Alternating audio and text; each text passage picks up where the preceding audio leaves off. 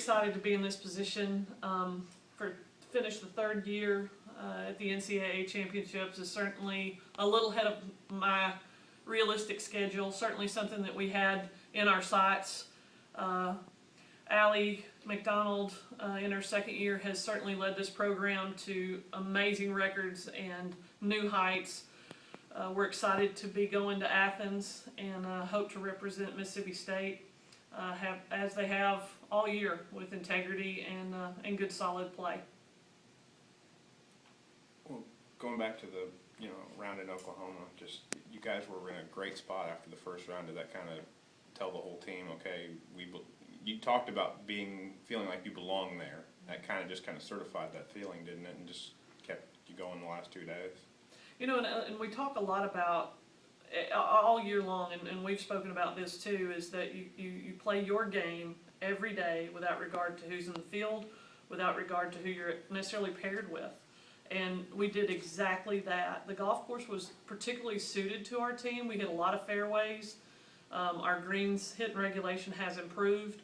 And our short game with our facility, we've fine-tuned that a whole lot. So it really suited us really well. I knew we were going to play well after the practice round because they had a great attitude. It was really positive.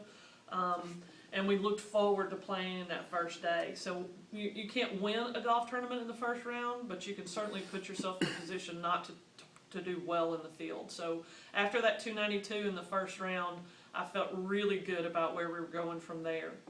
Ally, coming into this, you'd obviously played in the NCAA tournament before, but as an individual, but this time you go to a course you've never seen before, you shoot 69, 68.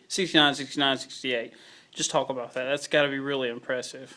I think the big thing for me was being able to carry over what had happened all season long. You travel with your team all season, but going to regionals as an individual was just a little bit different feeling.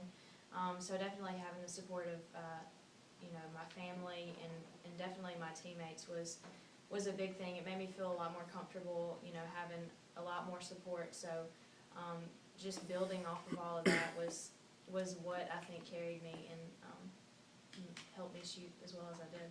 I think when you got off the course, there were several people that still haven't teed off, so you're just kind of sitting there waiting just to see if you were going to finish first.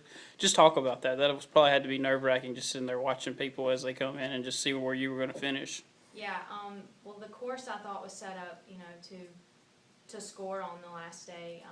There were a few tough pins that you couldn't go at, but most of them were you could be, pretty aggressive with. So I knew that, someone could play as well as I did, but double bogey in the last hole was definitely not the way that I wanted to end. But still being able to pull out a 10 under par total was really, really exciting for me. And just waiting and waiting and waiting. But we knew when we got to probably about hole 14 or 15 in the leaders, we're about 4 or 5 strokes behind.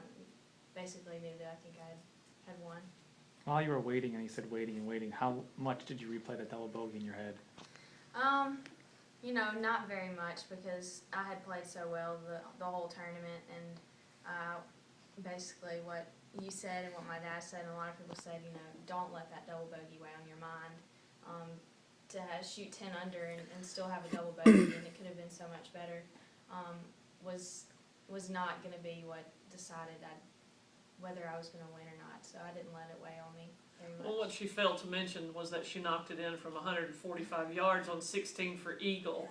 So, it's all about balance and the fact that she played many holes, or 53 holes of incredible golf.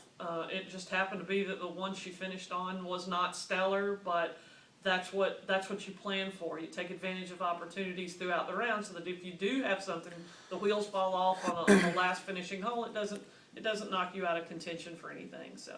You said that you had played that course before, but just how impressive is it that she did shoot the 10 under? I mean, that's for a course she had never seen before either. You guys, we get really good at adjusting to our conditions because we travel and play all different courses all year. And the one event we have at home, it's 3 rounds. So we're getting better at adapting to circumstances and conditions. So we play different grasses, we play fast, we play slow greens, we play very deep rough or very tight rough.